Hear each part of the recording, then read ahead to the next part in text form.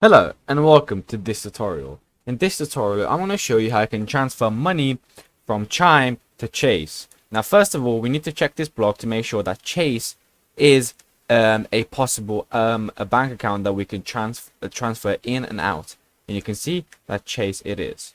And all you got to do is follow the external bank account YouTube video where we showed how to transfer from Chime to Wells Fargo, but also transfer from Chime to the PayPal account.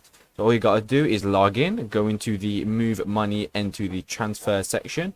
And all you got to do is link the external bank account, but the example is the Chase bank account. And all you got to do is transfer money into that or from your Chime account into your Chase account. If you want to transfer from the other way around, from Chase into your Chime account, just log in into Chase, and all you got to do is go into the transfer funds and just transfer funds from your Chase into your Chime account. From most bank accounts such as Chase, Wells Fargo, Nationwide, and all these different banks, all you need is your routing number, your sort code, and your account number. Of course, you need a reference number, and sometimes they might ask you for some security as well to make sure that you're transacting nice and safely.